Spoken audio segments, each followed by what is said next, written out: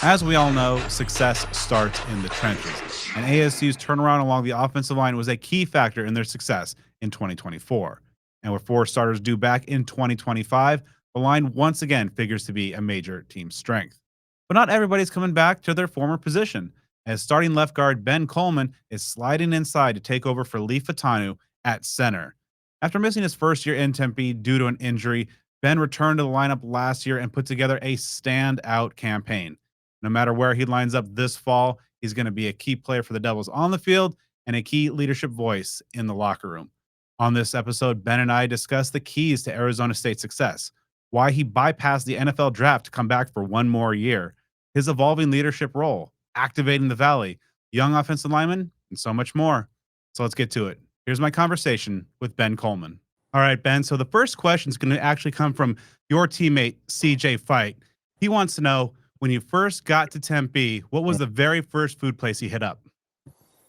Mm. You know, I think I was staying in Scottsdale at the W, so I hadn't moved in yet. And I think I went to the Daily Dose up there. I think I got some breakfast nachos, and I think it was some type of banana pancake or something my girlfriend had got. And so we kind of just shared that, but it was definitely breakfast. Nice. Yeah, the Daily Dose is great. They have a peanut butter jelly waffle, really like up there. What's the go-to spot now? For breakfast, Yeah, well, of course, if I want to go quick, Burrito Express, of course. But if I there you want to go go. sit down, I tell everybody to go to Butters.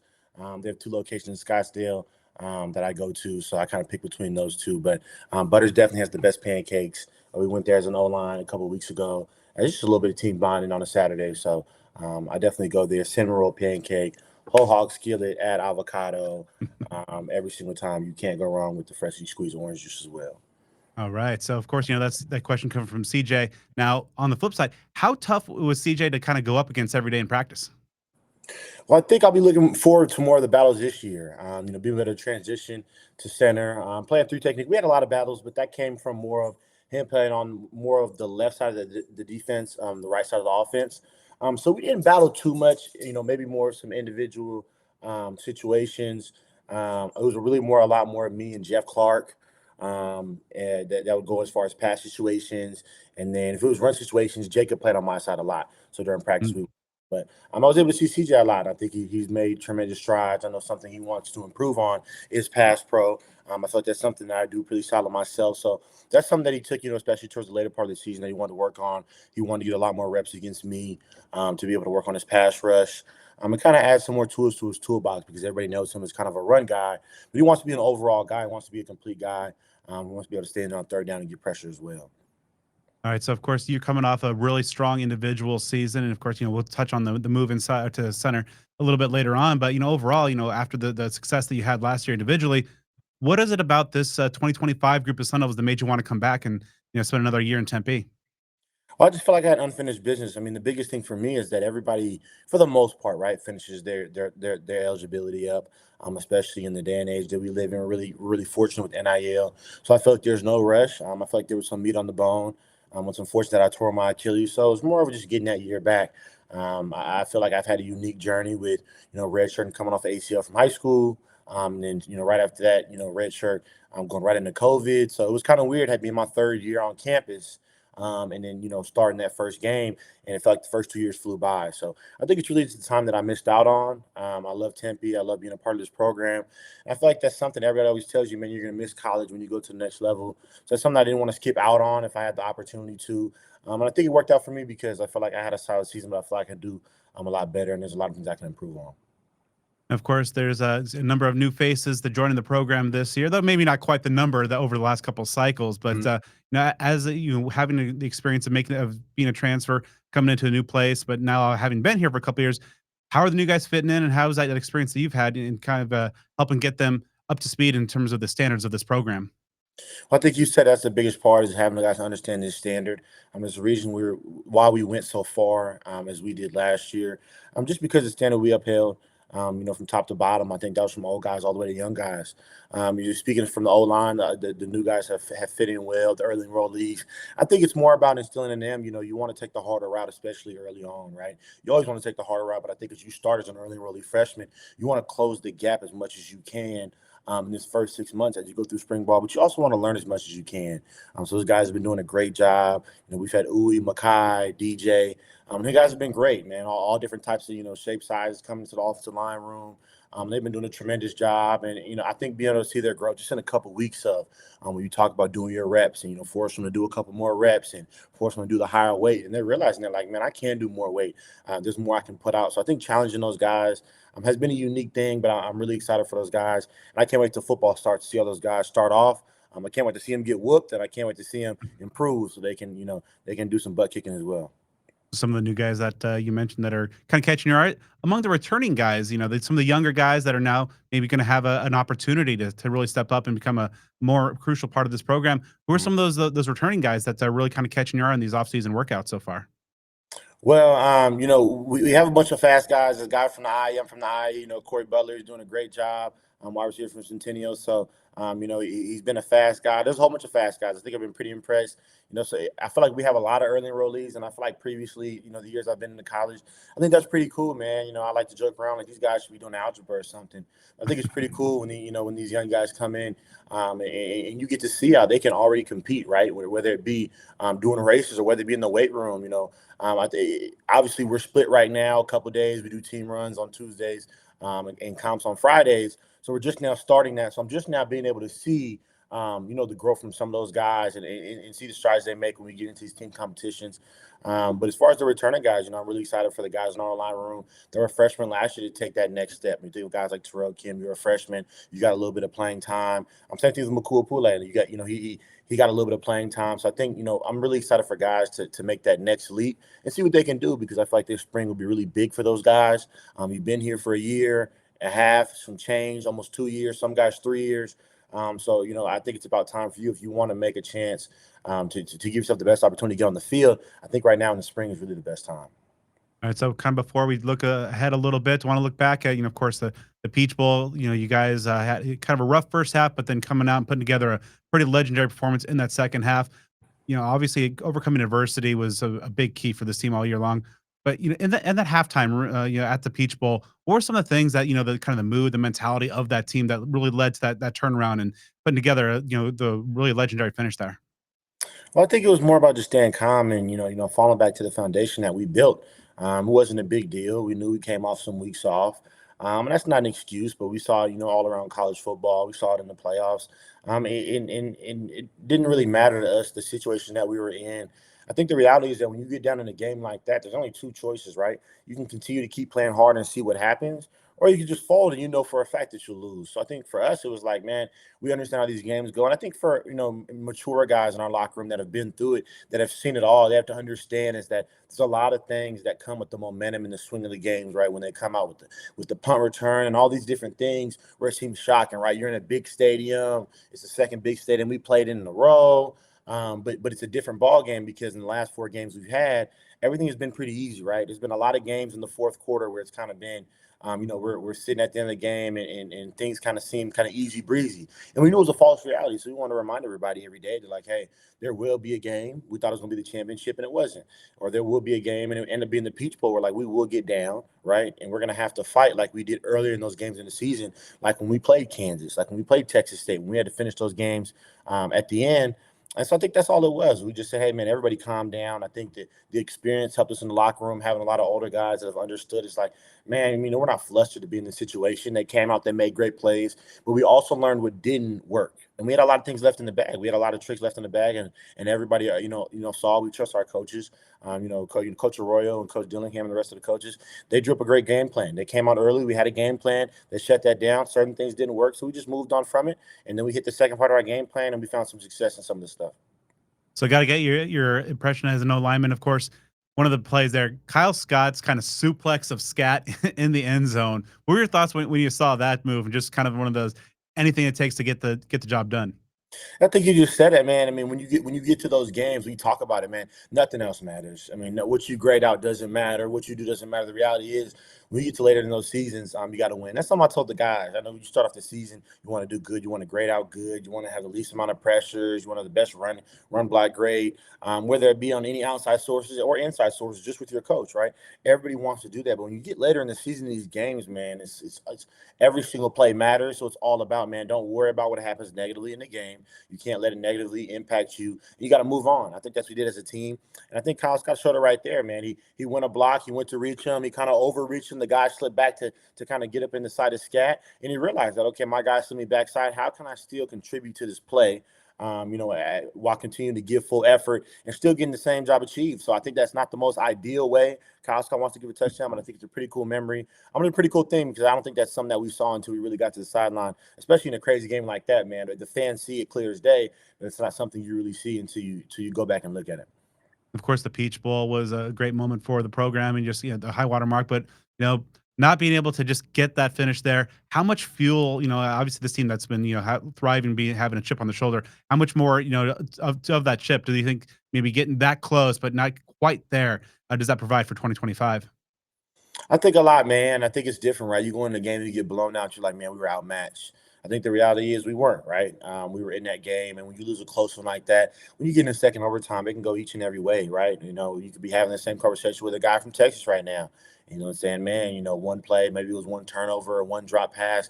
It could be anything. But I think it does, when you talk about it, when you look at the Peach Bowl stuff, I might have Peach Bowl stuff. I'm waiting to get the Peach Bowl stuff, put up. I have a hat here in the office. So there's a lot of different things that I have still, but as memories. But I think at the same time is when you really look at it, it's like, man, it is a good memory, right? Because that's the farthest you went, but you could go much further. So I think that's the tough part. That's a tough pill to swallow for everybody. I think for the returners, I think the reality is it's really not about the Peach Bowl. I think it's really about just being the best we can be. And I think we feel like that we can be better. And I think better is just a national championship. Of course, that's our goal. That's everybody's goal, every year. But I think we break it down, man. We don't worry about necessarily the future. We don't worry about repeating the Big 12 championship. All we did last year, when nobody thought we were, worth anything, is just work hard each and every day and just try to be as successful as we can each and every day. So that's something that I'm instilling in the guys now. We just want to win the day each and every day. We don't worry about the long term plans. We want to win, each rep, each set, and we want to win each day. And some days in the way, we won't win a day. Whether we have a bad day as a group. And I think that there's been a lot of days in this all season where we have had growth, and then we felt like we won the day. So I think that's important to acknowledge those wins, but at the same time, we feel like we can go further as a program, and continue to set trends for the program. Obviously, the eyes moving forward, but, when you reflect back upon the 2024 season, what were some of your personal favorite moments, whether they're on or off the field? I think that's tough, man. I really did like the Kansas game. I think it was really spot on to what Coach Dillingham told us all season was about Kansas being a good team. Don't let their record fool you. On that same token, they've led in the fourth quarter multiple games, almost every game. And when we got to the fourth quarter, they were beating us, and it was everything that our coach had essentially prepared us for. So I think that as a player, that's sometimes refreshing, right? Everything doesn't go as planned, but sometimes, when your coach prepares as hard as ours does, I think it's pretty clear that, man, this is exactly what our coach told us was going to happen. And I think that was important. Of course, our 3 game stretch, we're up 21-0 at halftime each and every game, or a minimum of 21-0. I think that's super cool. We're going Kansas on the road. I think that was probably the most fun game we played. I know they talk about the Peach won the championship because the atmosphere and what you've accomplished, but I think Kansas, we felt like a turning point of what when that whole first half we came out in the stadium where it really wasn't too cold, but we knew it was a hard place for our fans to travel. We felt like we got, kind of disrespected as far as media goes. So we felt like we really turned the corner as a team where we understood, like, man, it's just us. And if we do what we want to, we make it happen. So, I think it's hard to take away the Peach win the championship from the experience aspect of it, because that's special. But I think the Kansas State game was really a turning point that we came out, played fast. It was just some remarkable plays, but I think that was one of the games where, we almost put it all the way together. I think that's tough, but I think we almost put it all the way together when you talk about special teams, offense, and defense. Obviously, prior to last year, there was some lean years here for Sun Devils and the Sun Devil fans. But as a key part of the team that really kind of turned things around and now has the program in such a positive trajectory, what's been some of the most rewarding aspects of that, just being part of the solution? I think when you put in so much work, man, it's good to see some success become you come behind it. And I think that's important when you look back at years back, when you figure out, what was Arizona State before, what is Arizona State now. So I think it's pretty cool for me to be a part of Coach Dillingham's first class when he came here, and then I think in the first year I really had a backseat role to really understand, what we were and what we wanted the program to be. And I think that we're on the right track now, but we have to consistently do it. That's something that, when you think about all the programs that have that have had continued success, there's a certain reason they do it. It's really about mastering the little things, and I think the culture that we're building here is something we built last year, and we talked about it when we started winning workouts. There's a lot of guys we missed. There's a lot of laps we missed. There was, we see them now, but there was no Jeff Clark. There was no Caleb McCullough. There's no DeCarlos Brooks, Scat. I mean, you could go all the way down the line, right? Emmett Shamari. Like when you're in the facility, you're missing those guys, but you're seeing them on social media and everything. And it's tough, So I think it's really refreshing, but it should show, right? If you come in the locker room and we see Melquan, you're training from the pro day with Coach Ward, and you understand how much that guy means to you, and a lot of stuff that you guys have been through. I think that's really cool when you think about it in the long term, what it means as far as our friendship and the culture we're building, and that's really the real reason why we won games last year is because we cared about each other. And of course, also seeing the Sun Devil fan base really rallying. Kenny, like say the values finally activated, Mhm. with folks, hundreds and thousands of fans kind of seeing you guys, the buses at the facility. Just overall, what's it been like just seeing the value activated and just after a couple of rough years, Sun Devil fans really embracing the program once again? I think it's been neat. I talked about it with Coach Dillingham when we went to, I mentioned we went to eat at Butters with some of the offensive linemen. And the reality of guys noticing and walking out and saying "Go Devils" because they see it on our T-shirt and automatically know we play offensive line. I was like, yeah, well, when we won 3 games, I don't know if that necessarily would have happened at Butters, and we probably would have walked in there. We had no issue. So I think it's been pretty cool, when guys see you, whether you're with alone or with a couple guys, they understand that you play for ASU football, and they believe you're big time. They believe you're big time as a program. They appreciate it, and we appreciate the support. I think that's why you play. I think that's what's so special about college, right? Because there's a whole bunch of people that you meet, and they're like, "Hey, man, all I wanted to say was, good job. I saw you guys over here sitting down eating, and I went to ASU, and that's the number one thing you always hear. Hey, man, whatever the message is, I went to ASU back in whatever year." Class of whatever, and all they're saying is that, hey man, just good job, go Devils. I think that's really cool when you think about it, of what this place can become. And I think it's neat even for the freshmen. I'm like, when you're coming as a freshman, I talk about Butter. And I'm like, man, he was at the Peach Bowl with us. And I'm like, man, just seems easy breezy. You come in here to college, you guys on the Peach Bowl championship, everybody knows you. But I'm like, it really wasn't always like that. But the famous saying, when you put your head down, it's crazy what can happen in 1 year. And that's something I feel like we lived by as a program last year.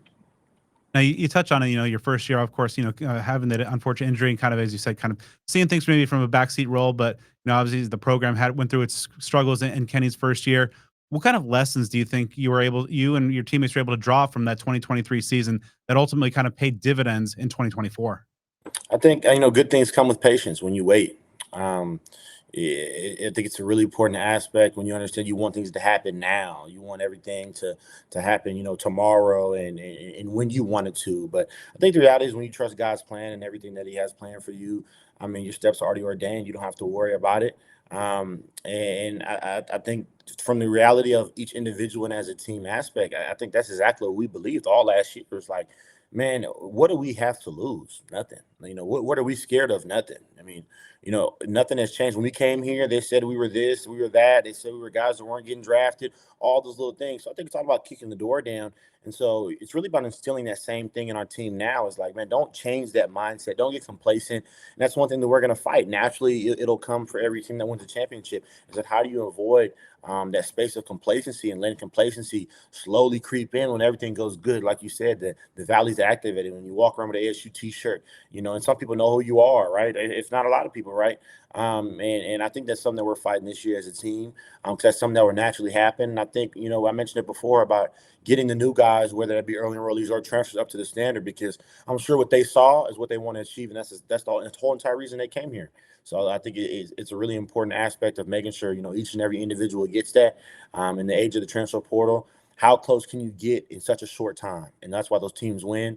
I think we're grateful that the majority of our guys stayed within 2 years. We added a couple people, but we had the same nucleus for 2 years. So I think the guys that have been here now for 3 years, how can we maintain that nucleus and have guys attached to it? Of course, with that program culture, going through the growing pains and kind of the installation in year one, blossoming into that success in year two, and now early on in year three, how have you seen this culture evolve? As you know, those guys and like yourself that have been here throughout the entire time and seen where it's going. I think you can see from the guys who are coming here is that, why do you want to be here? And those guys are so bought in. They want to be at a program like this. They want to be a program that emphasizes the little things that, they talk about intensity, family, education, response, success. And that's the lifers model we live by. And I've seen it. The guys that Coach Dillingham brings in, all the rumors are true. If he doesn't feel like you're a fit, same thing with Coach T. He tells us all the time when we host guys on official visits. He tells us, "Hey, man, you tell me the truth. If you feel like this guy isn't a fit for our program and our culture, you tell me. There's no hard feelings about it. They're probably going to act more real with you guys than we are. Coach Dillingham and Coach T talk about all the time. You guys sell the program. You guys lead the program. You guys decide what heights this program wants. That you guys want to take it. So I think it's been pretty cool, the coach that we've set, but at the same time, all those guys are fully invested. But in the age of the transfer portal, like I said, we have to get all the new guys fully invested into it too to understand what this culture is to maintain it. And I think what they have to offer too to the culture, I think, is also important. I think that's something that we look over. Is hey, this is our standard, this is our culture. Yeah, but at the same time, we have guys that we've brought in to also help raise that standard. There are leaders that will come out, and we'll find out who those guys are as they when the workouts just started. And same thing with spring ball coming up. We'll find out, but I'm sure that Coach Dillingham has recruited leaders to come in here and contribute. And for the young guys, I think the key is show them how to lead, show them what it means to be Arizona State Sun Devils. That this program is a good place when we leave it. Now, of course, heading into your third year as a Sun Devil, how have you seen your time as a member of this program, as a member of the Sun Devil community at large, just kind of impact your life and shape who you are? I feel like I've always been a part of the Sun Devil family, but I think it's different when you play for the Sun Devils, and I think when you achieve great things as a Sun Devil. Living in this valley has been great. This is the place where I want to live at, regardless of whatever happens in my career. I love it here. I've had my family being out here now, just my mom and my dad, and obviously this is not unfamiliar territories from them, but I think it's great to see. Even from me on an individual standpoint, to have Thanksgiving here and Christmas here and having family come here, being a Cali kid. I feel like the Valley has really transformed my life, and I feel like I've had a lot of growth.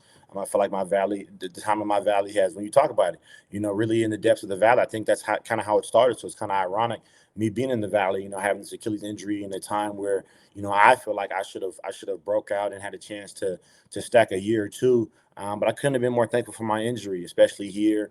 The relationships I've built while I was injured, when you talk about even with the athletic training staff, and that was really important because when you think about stuff now, this last year, whenever I battled injury, I was so close with those people, right? Because of the injury, I was so close to Dr. Schaber when I spoke to him before games. When you communicate about what you need, when you talked about Jerry, you talk about Mark Kiger, I'm so close to these people because throughout the injury, so it was very easy. As far as I think trust is a big thing, and I don't know if everybody necessarily trusts their staff, but we're thankful for ours. Adding Coach Arroyo, I think, has been big time as well.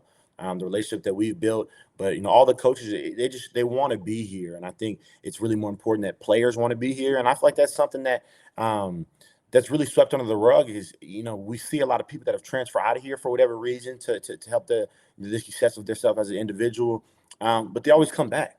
They're always like, "Hey, man, I'm in town," or you see on Instagram they're in town. And there's a reason because I do feel like the Valley is special. I feel like it's a special place to live. And I think I've really, grown to call this place home, especially as a Cali kid. I don't really want to leave. So I think that goes to show how special the Valley is, especially when, Coach Dillingham talks about activate the Valley and the Valley rallying behind you.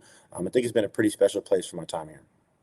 You had such great success at left guard, but as you mentioned off the top, looks like you'll be moving into the center spot now with Leif, of course, moving on.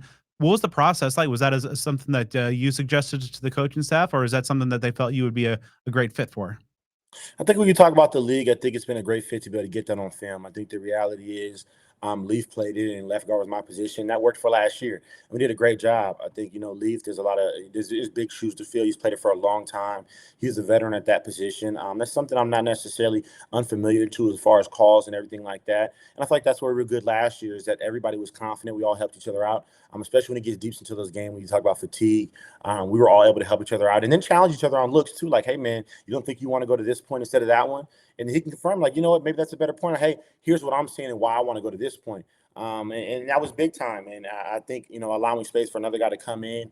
Obviously we have, Skrilla returning as well as, Max and Kyle Scott. So I think it's important for another guy to come in and really fill those shoes at guard or whatever the case may be. I have no problem if even bringing in a center, if they have a center to compete there.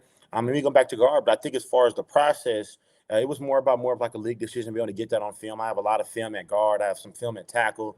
So I think playing at center, I feel like that's a position I can play in the league. I feel like I can play for it in a long time.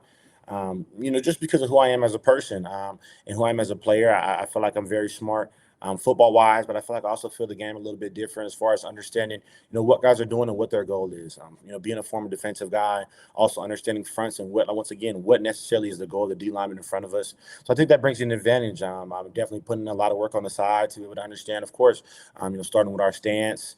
And we're doing a great job so far, making great progress, and then bringing a lot of guys along. I remember there was a lot of centers snapping out, getting some expert in the weight room, and Kamari Anderson asked, "Hey man, why is there so many centers snapping?" And I said, "Well, I mean, the reality is, our guy graduated, and I think it's really about there's a lot of room for a lot of those guys to grow in that center position that maybe wasn't there a year ago because that center was kind of set in stone. So I'm excited to bring other guys along with me on the center journey as well. So that when I leave, because next year it'll be my last year, so there'll be somebody else that I have to fill those shoes as well. And I think at ASU in the age of the transfer portal, we'd love to be able to continue to fill guys, kind of how the old school way was, right? You go from high school, you come here for 4 years, whether that be your weight returner, you contribute. But I would really love for us to continue our tradition and have guys that are already in the program with Coach T continue to play that position. You mentioned how some of your skills would naturally fit at that center spot. But, just from a kind of a technical aspect, what are some of the biggest challenges in making that transition from guard to center?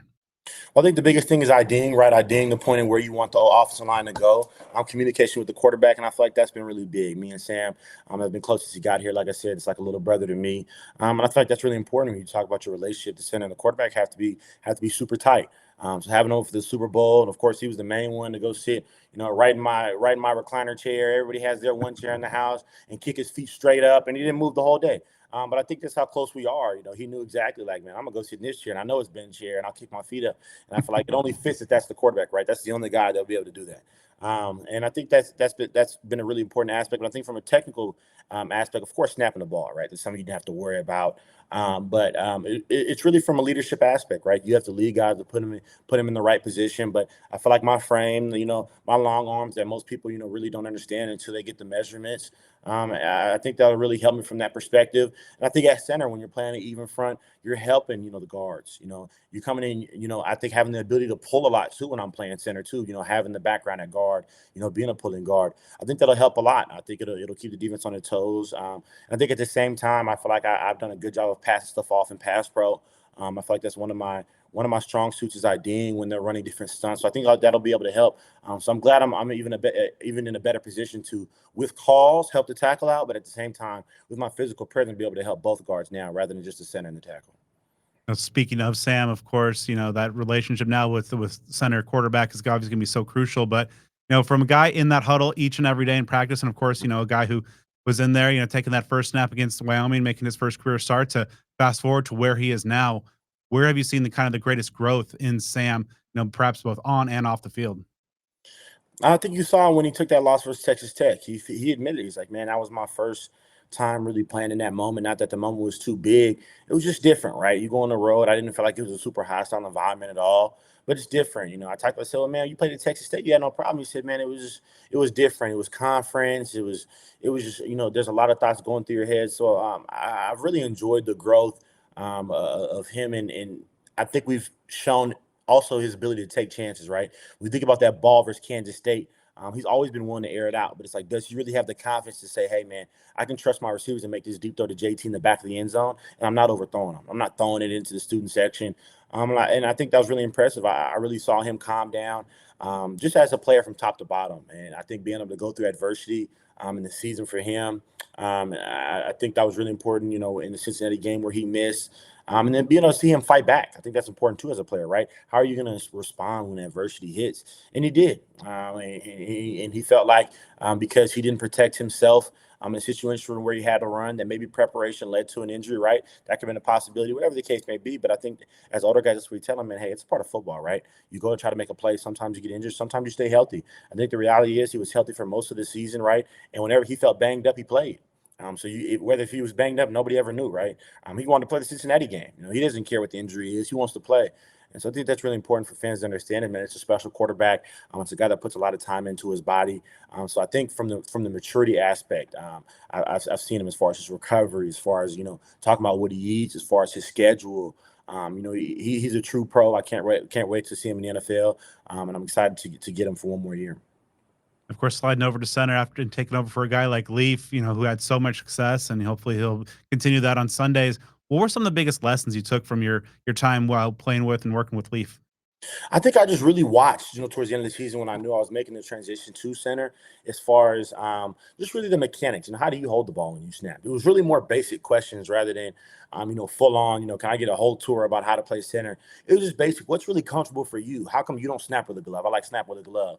Maybe he's like, well, maybe you should try without a glove. Maybe you should try without a glove and just tape up your fingers. I think it's whether do you like having your towel on your front side or your back? Like, where do you like it at? Where does, as far as when you snap the ball to Sam, what are some things that you've noticed? What are some things that you struggle with at first when with Sam in spring ball or maybe early on in fall camp that you've learned?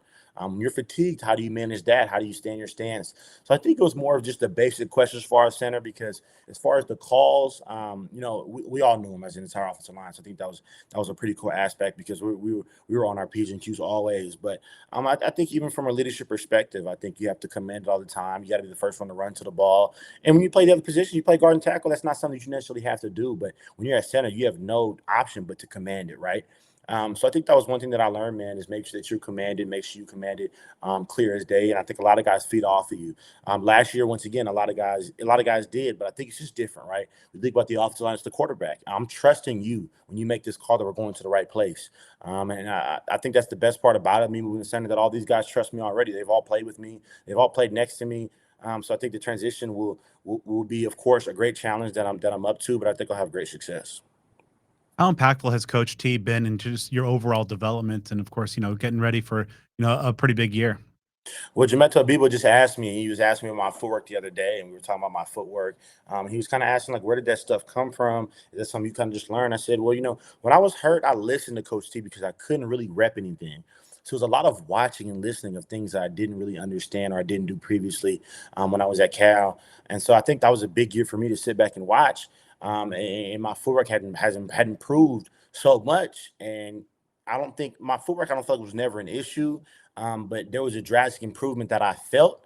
And that was just from watching. I think Coach T has been instrumental in the entire offensive line just to show the growth. And I think you can look at other guys, maybe not just myself, guys who didn't start in college, like Kyle Scott, guys like Max who came from JUCO, right? And is a rotation player. Like, look at the jumps that they made in year one. And you can see that this has to come from a coach, right? Because they're already big, strong guys, right? They were already, they're playing it the same way. Nothing necessarily changed drastically.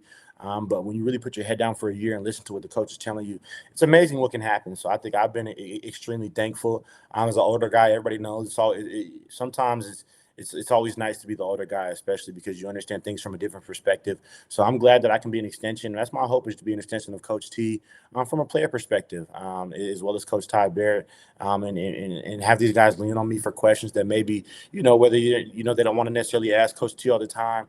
So that's all it is. I'm trying to do it as an older guy. So I'm soaking up all the information I can from Coach T, and that'll be a lifelong relationship. On that note, how do you see yourself just, enhancing your role as a team leader, obviously with like Leaf, Scat, some important voices on that offensive side of the ball are gone. How do you see yourself helping to step up and fill that void? Well, I think the truth is, yeah, you have to step up and fill those shoes. But that was the great thing last year, that I built a lot of relationships. I think trust is always void if you have no relationship. And that was something that I built all last year. I think knowing where guys are from, right, knowing their hometown. Me and Jeff Sims always joke around about me being born in Jacksonville, and Jeff being from Jacksonville, and I think those small things matter because people. My dad used to always say, people forget what you say, people forget what you do, but they never forget how you make them feel. And that was more of a lifelong thing that my dad has always told me, and I took it with me, is that, they might not forget, what I did, good, bad, or ugly, or what I said to them, but the reality is they can always say, it's like, man, every time I was around Ben, it was a great time. There was a brother to me. He comforted me. If I ever needed, anything from a meal to a hangout to a call or to talk about things, a hug, anything. He was always there. So that's something that I built last year, and I think that was really important. And I'm glad I did that last year, because moving into an even bigger leadership role now, whether switching into a center, I think a lot of guys look at you not even just as an offensive line. You're talking about guys who are looking at the ball every single play. Think about the wide receivers who are literally looking at the ball, and they're trusting, hey, the quicker you get this back and the quicker you're on time with the quarterback and everything, it makes my job easier as a wide receiver as well. Same thing with the running back, man. You getting these guys in the right spot, it's helping me as a running back. When you talk about from Sip to Raleigh to Kanye, all the new guys, JB, I'm trusting you to put me in the best position possible so I can succeed. So I'm glad I built those relationships last year, because I think it'll come in handy this year a lot. So in this year, there's no more taking anybody by surprise, no more pick dead last in the conference. So kind of that transition from the hunter to the hunted. How are you seeing this team maybe embrace that challenge, or and kind of shifting it now that you guys have the target on your back? Well, if you don't want to compete, this is just not the place for you. I mean, I think that's simple. I think the reality is, in the age of NIL, it's tough, man. I think guys could lose their hunger, right? Just because we are fortunate as far as finances, but I think the reality is that we haven't made it, and we didn't achieve our goals last year. And I think as an individual, none of us achieved our goal. We never, woke up and put on a dream board that we just want to be a Big 12 champion, and that was it. Everybody always says like they want to go to the NFL, and Coach T always tells us, "Hey, man, it doesn't matter if you decide to go to the NFL, but that should be your path, because that should be your work ethic every day, is that you want to go to the NFL." And so if you don't want to compete and you don't want to challenge, this is just not the place for you. And that's something Coach Dillingham harps on. You should want to compete in every single thing you do, whether it be in the weight room, whether it be on the football field, whether it be in the classroom, whether it be as simple as a ping pong game. You should want to compete, and that's what we do at ASU, is that we compete. We don't worry about the wins, the losses. Of course, the wins are ultra important, in making sure any losses are lessons. But I think the reality is, once again, you said it, there are no surprises. There is no Sam Levitt. I can do a spin move on a guy because he doesn't even think I can run the ball. There is no scat. I can just bulldoze people, and nobody has any idea. I just like this short running back who everybody thinks is slow, and then I take off on people, or an offensive line where it's like, oh wait, I think they can actually block us, and they're actually blocking us really good when we do difficult things. Even on the defense end, we think about creating all that pressure on the D coordinator, who I don't know how is still surprising people, but with all his disguises, understand it's like, when you play Arizona State, this defense will disguise. So I think this is now a team where people will have to prepare for. I think before, even all the way to the last game at Texas, man, those guys, I'm not going to question anybody's preparation, but I know that there was a lot of teams that played this that felt like that we were not on their level. And I think that they got shocked. When you think about Kansas State, BYU at halftime, man, we're in a deep hole because these guys are different than we necessarily thought. But I think from a coach's perspective, I think players, it might, and I think it honestly be the same thing. I think from a coach's perspective, that's what it'll change. I think the warnings will be clear now, from a coach's perspective, that, hey, man, this is what's happened in last year, and this is a new year. But this is what this team can become. I mean, they weren't worth anything. Next thing you know, by the end of the season, they're like, oh, this is the clear winner of the Big 12. It's not close. So I think from a more of a coach's perspective, I think people will put a lot more respect on it. But I think the reality is we don't necessarily commend anybody's respect. We just want to be the best we can be each and every day. Last one for you. Ultimately, when you suit up for this final season at the college level, new position, what do you want these Sun Devil fans to see from you in 2025? I think that's simple. You think about Sun Devil fans, I want you to look at Ben Coleman and be like, man, that's a Sun Devil in and out. That's it. I mean, there's a lot of different traits, there's a lot of things, and I let them handle it. But I want them to be like, man, Ben Coleman was a Sun Devil through and through. He believes maroon and gold. I'm actually in the process of a fan delivering something really cool. And I'll make sure you get it. But a big Sparky logo that I'm gonna put back here. It has a 62 in the middle, and I'm keeping it up here for that exact reason. I feel like ASU runs in my family, with all the people graduating from it, and I'm the last one. And I actually have a cousin that's now says she wants to come to Arizona State, so I feel like that's important, right? I don't know if she necessarily chooses Arizona State as a school. If she doesn't see me there, she doesn't come and visit and see how I'm living. And I think that's really important, man. I want people to look at this, to look at me as an individual player and be like, man, that was a true Sun Devil through and through. I love his contributions. I think that's always subjective of how great you are as a player. I want to put together the best season I can possible. I want to take this place to greater heights. And when I'm done here, I don't want to finish being a Sun Devil, right? I know people say you're a Sun Devil through and through, but I want to be able to come back here and contribute. I feel like Coach Dillingham will be here until he wants to stop coaching. And I'm really grateful for being a part of the Sun Devil family. So I can't wait for this season. But I think my true impact, I think, will always be felt outside in the community. But I feel like more on the inside. I just want everybody to appreciate me. Not for who I am as a football player, but just for more of who I am as a person. So they can take that with them as long as they need to. I'd like to thank Ben for taking the time to talk with me for this episode. I'd also like to thank Peter Boyle of Activate Sports Management. Make sure you are subscribed to Speak of the Devils on the podcast platform of your choice for more great episodes all off season long. And be sure to follow me on social media at BDenny29.